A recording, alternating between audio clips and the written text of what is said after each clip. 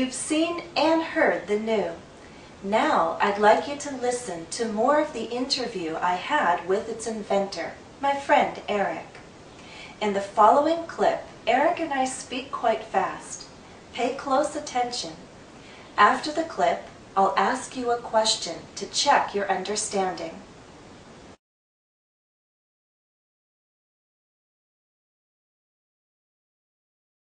That's a traditional didgeridoo. This is something you created. Yes. So, is this still called a didgeridoo? What do you call it? Well, I call it the new. The new. I don't know if the name will catch on. Most people say chromatic didgeridoo because it makes sense as didgeridoo with a chromatic fingering system on it. This is the new. This is like the one and only new in the world? This is the only one so far. I'm working on the next one now. I'm looking at a one-of-a-kind instrument. Absolutely, yeah. I congratulate you. That's really cool. That's very impressive. Thank you. Thank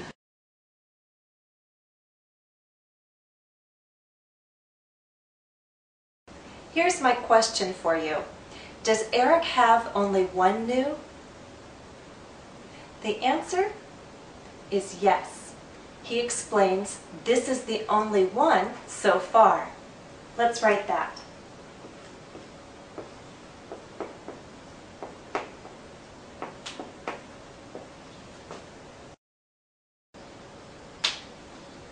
Eric also says, I'm working on the next one.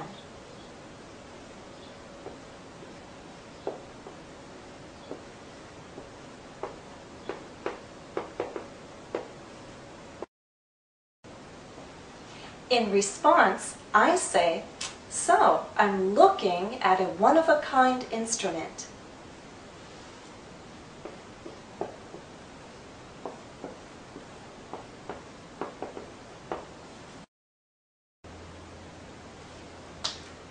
Let's take a look at the verbs used in these sentences. Is, am working, am looking. We have two verb tenses here, but they're both present tense verbs, aren't they? Is, am working, am looking. We have the simple present and the present progressive. Why is each tense used here? Let's think about that. You know from our previous lesson that the simple present is used to state facts and general truths. That explains the use of the simple present in this first sentence. This is the only one so far, a fact. The present progressive is most often used to express an action or event in progress. Now that could be in progress at the moment of speaking. For example, I'm looking at a one-of-a-kind instrument. I said this, and at that moment I was looking at the instrument. It could also be an action or event in progress and it's unfinished right now. So there's this present time period and it's an open time period.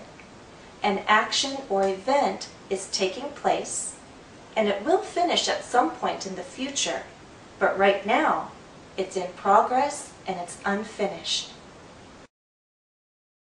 Let me show you another use of the present progressive. This use is less common, but it's common enough that you'll hear this in conversation. As you can imagine, Eric is creative, handy. He's good at building things and fixing things. He likes to spend time in his workshop. Eric is always working on something. And his wife is constantly reminding him not to make a mess, like all wives, including me. Here we have two examples of the present progressive. We have a form of be and a verb in the ing form. It's a present participle. But along with the present progressive are adverbs of frequency, high frequency, always, constantly. We can use the present progressive along with these kinds of adverbs to emphasize the frequency of an action or an event. And these actions are part of the people's character. Eric is always working on something. His wife is constantly reminding him not to make a mess. These are habitual actions. It could be something positive, but often it's something negative. It's an action that annoys other people, like constant reminders from a wife.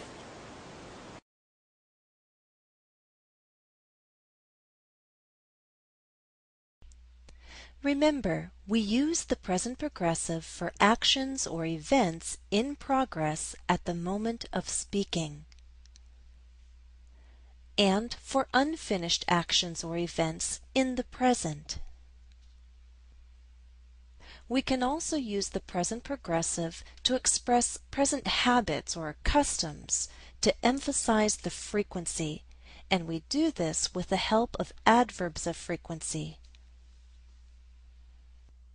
Let's also review how we form this verb tense.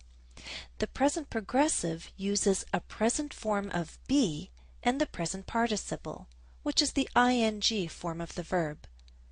Let's use teach as an example. I am teaching, he is teaching, she is teaching, you are teaching, we are teaching, they are teaching. And of course, contractions are possible and common. Remember the spelling rules. We drop a final silent E before adding ing. For example, write. I am writing, you are writing, she, he is writing, we are writing, they are writing. And when a verb ends in a consonant-vowel-consonant pattern in a stressed syllable, we double that final consonant before adding ing. For example, sit. I am sitting, you are sitting, she, he is sitting, we are sitting, they are sitting. And finally, let's recall the negative form. We use a negative form of be in the present and then add the present participle. For example, I'm not working today. She isn't practicing right now. And in our short answers to yes/no questions, we use a full form in the affirmative, and often we use contractions in the negative. For example, are you studying? Yes, I am. No, I'm not. Let's compare two examples. Do you remember the first one? I'm looking at a one-of-a-kind instrument. Eric looks happy. Do you see the verbs? Present progressive, simple present. Now, which of these two verbs expresses an action? The first one, I'm looking at something. I'm doing something. It's an action in progress right now. In the second example, looks expresses a state, a condition. This sentence has the same meaning as Eric seems happy, he appears happy. Could we take the verbs seem and appear and place them into the present progressive? I am seeming happy, I am appearing happy? No. That's because normally non-action verbs, that is, verbs that express a state or condition, do not appear in the present progressive. Let me say that again. Normally, we don't use non-action verbs in the present progressive. There will be exceptions, of course, but that's just a general rule. The verb look is special. There's a small number of these verbs that can do both, express a state and express an action in the present.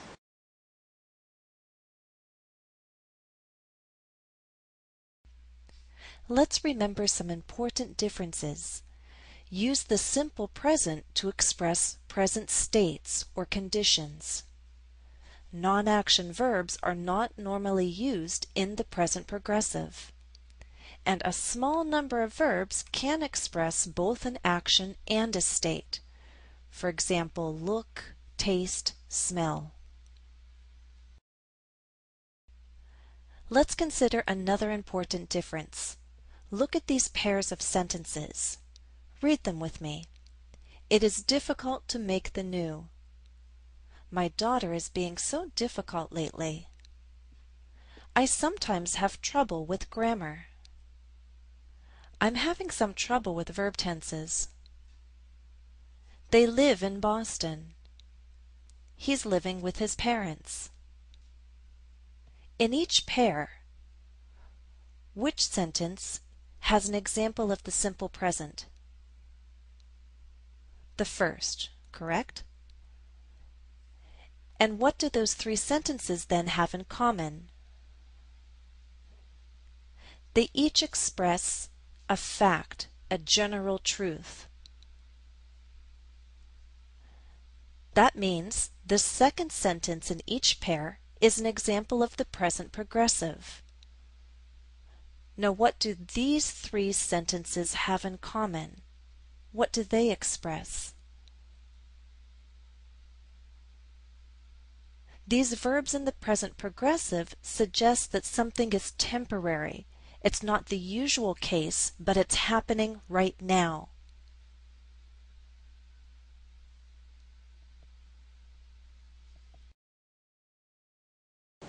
Let's do some practice. The following exercise will test your understanding of the differences between the simple present and the present progressive. Practice. Complete the statements with verbs in the simple present or present progressive. We'll try the first one as an example. 1. In this statement, should we say Ben practices the violin or Ben is practicing the violin? Well, I'm asking you to listen. Listen right now. That means the present progressive is the better choice. Ben is practicing the violin. Listen, he's really good. Now you try number 2.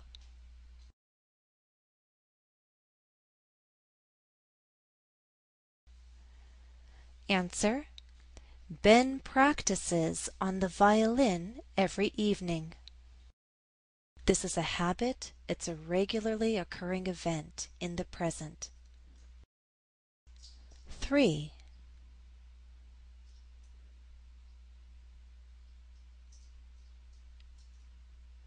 Answer: Lynn, you seem so calm. Don't you get nervous before performances? Seem is a non-action verb, so we're describing a state or condition in the present. 4. Answer: Shh, I'm listening to a recording I made last night. This is an action in progress. 5.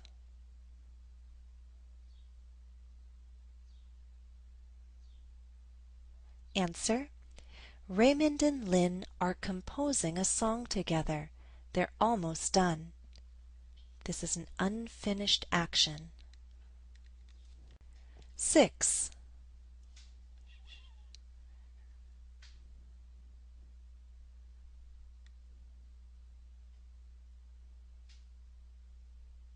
Answer: Raymond and Lynn usually have an easy time working together. Right? That's a general truth or what happens regularly. But today, for some reason, they're having some difficulty agreeing on which direction to take. That's something unusual. 7.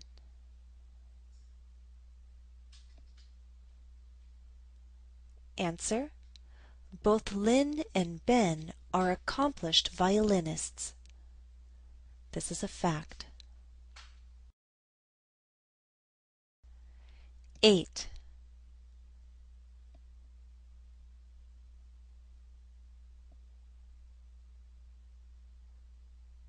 Answer: Haley plays the piano just fine for a 10-year-old.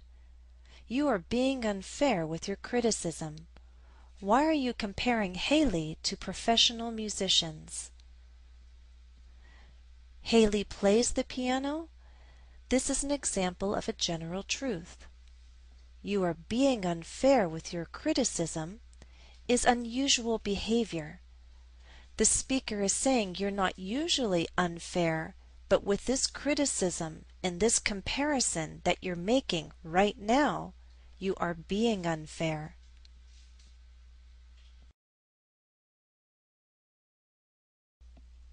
Nine.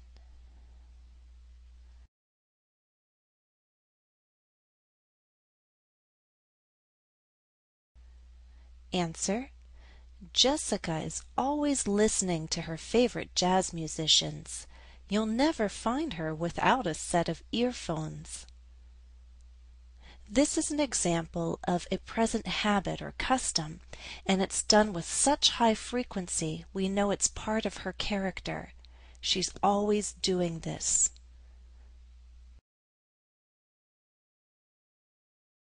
Well, that's all for this lesson. I hope you'll continue to follow this series on verb tenses in English. Thanks for watching and happy studies.